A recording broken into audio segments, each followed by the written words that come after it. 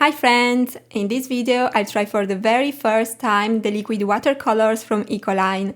I was very curious if these are just diluted watercolors, and so what's the point of having them in addition to regular watercolors.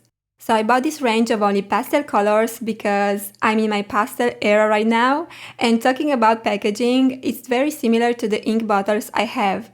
So you'll find these glass jars with a practical dropper.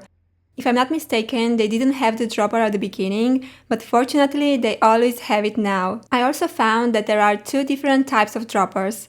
I think the elongated one is from the previous lots, while the roundish one is more recent. Anyway, you can't know it from the beginning, you'll find out when you'll open it at home.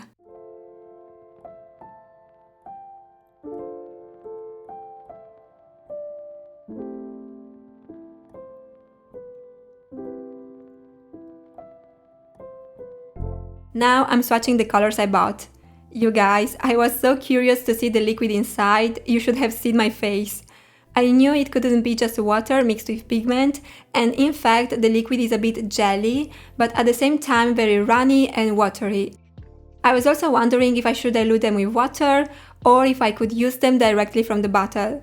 And the truth is, you can use them directly from the jar, because the color is very diluted.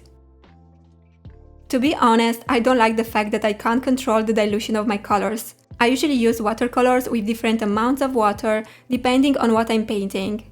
So I didn't know how to use them for the line art, but I eventually found a trick in the end. So these are the 6 colors I have on hand. Keep in mind these are the pastel shades, so they're supposed to be more delicate and less saturated than the other shades. Anyways, they still seem very vivid and intense though. Now let's try them out in my sketchbook. I'm painting these mermaids that are the subject of the creative challenge I'm hosting on my Patreon.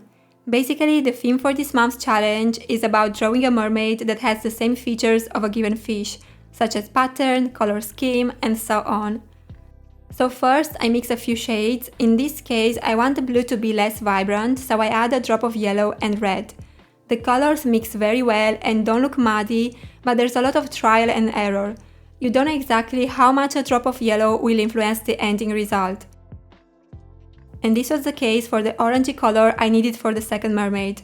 I kept mixing shade after shade for a few minutes. The thing is, I didn't have the standard red and yellow, so the result was always too low saturated.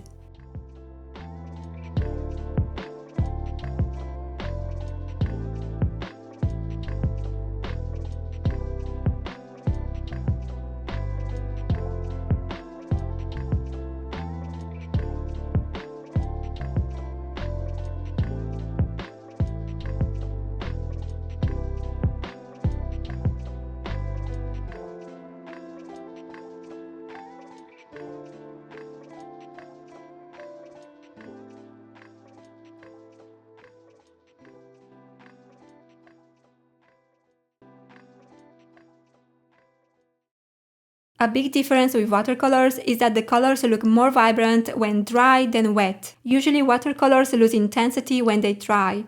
So I can say this feature makes the Ecolines more like inks than watercolors.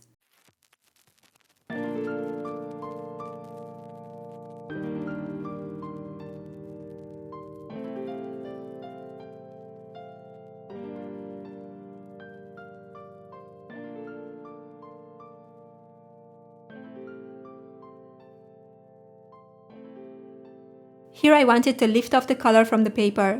As you can see, I can barely smudge the color, but overall it's still there. With this type of paper, I can usually erase watercolors pretty well, but this was not the case.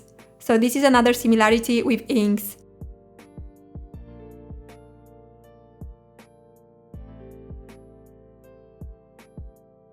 If you've been following me for a while, you know how much I like to create gradients with watercolors. I basically put some color on paper and then I soften it with a clean, wet brush. This process is very relaxing to me and I love how these watercolors blend on the paper. The difference with standard watercolors is that the colors dry much faster, so the brush marks have pretty harsh edges and you can still see them even if you go on top with a wet brush.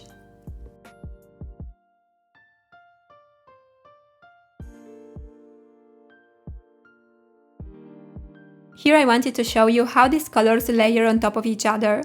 Even though they dry faster and are difficult to erase, you have to be careful when you go on top with another wet layer. You might lift off some of the color underneath and that will create those lighter spots.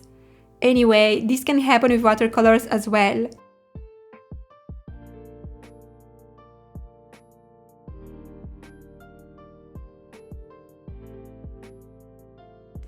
As I said in the beginning, I usually need denser colors to accentuate the line art.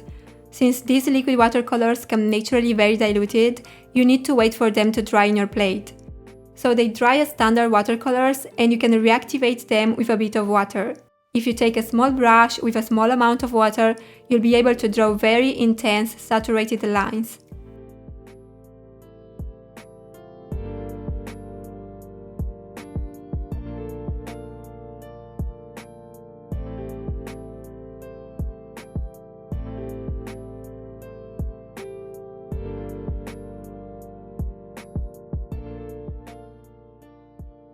Now we're close to the end of this demo and I want to share with you my final thoughts.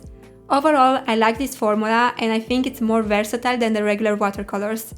The colors dry more vibrant and saturated on the paper, they're easy to spread out and you can also use them with other tools such as dip pens.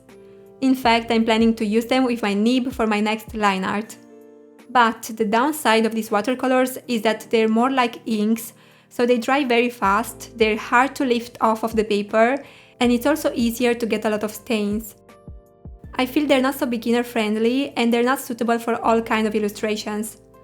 Also, this kind of packaging makes them bulkier, so the more shades you buy, the more space you need.